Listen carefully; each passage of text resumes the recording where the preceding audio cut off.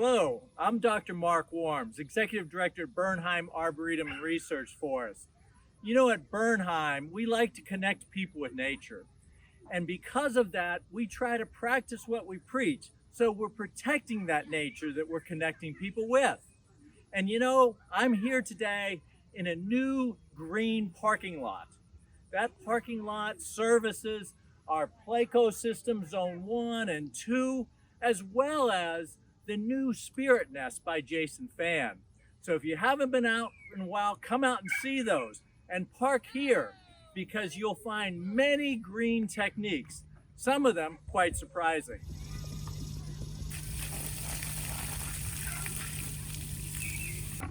This is porous concrete, one of many things we've incorporated here at the parking lot.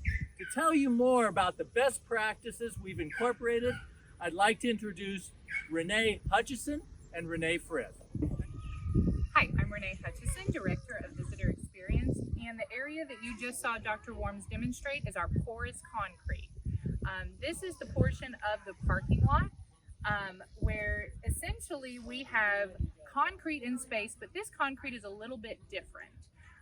It is made up of larger voids so that any water that runs onto this surface is taken down into the layer of concrete and ends up in a layer of gravel underneath that, where it's held and filtered as it infiltrates the soil underneath.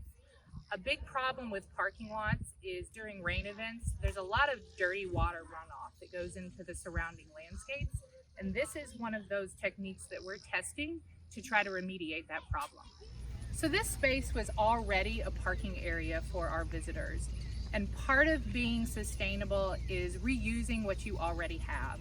So essentially what we've done with the asphalt space, we milled off a small portion of the surface and we replaced only what we had to. The asphalt that replaced what had been milled off was 20% recycled asphalt. So asphalt that had been milled from other sites ended up as part of our project. So another really cool aspect of this project is our parking bumpers. So normally in parking lots, parking bumpers are made out of rubber or concrete. We wanted to do something a little bit different and something more local. So we ended up collecting eastern red cedar that was down in our woods, and our operations team sawmilled it and created these beautiful parking bumpers. Hi everybody, Renee Frith here, Director of Horticulture and Sustainable Landscapes at Bernheim Arboretum and Research Forest. Today we're looking at our rain garden, and this is a partially installed rain garden. More perennials and shrubs will go in this fall.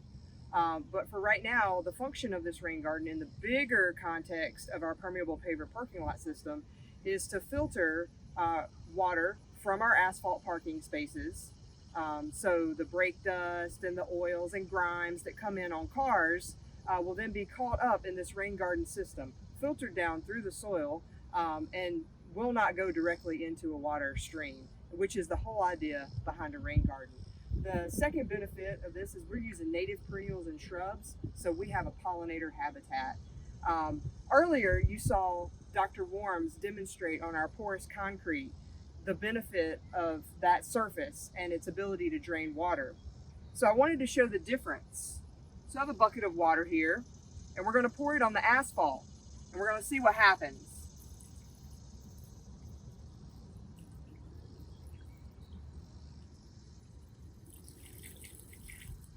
As you can see, this water did not simply filter down through the surface, it ran off. The asphalt parking lot is designed in a way that it's sloped to drain to the rain garden. And so by design, all of that water sheets off into the rain garden to filter out.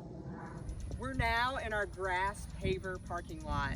We started out with a crushed gravel base. This helps with porosity and water filtration. Then we built upon that, and so there are these plastic circular structures on top of this gravel, and what this does is it disperses the car's weight so you don't make those routine ruts. And then on top of that is an engineered sand, and that once again helps with filtration. Seed's been added to the mix. We've got Kentucky bluegrass and perennial rye in the mix, and we're just adding nature's juice, which is water, and we're just waiting for that seed to germinate. So over time we're going to have a lush grass area that's going to serve as our overflow. Now behind this parking lot, we wanted to do a tree garden. So there are a whole host of native trees in this mix. If anyone remembers, we took out a couple of rows of white pine only. And so for every white pine we took out, we added 3 more trees. And so some of these species are Asimina triloba, the pawpaw, Quercus lyrata, overcup oak, Quercus alba, the white oak.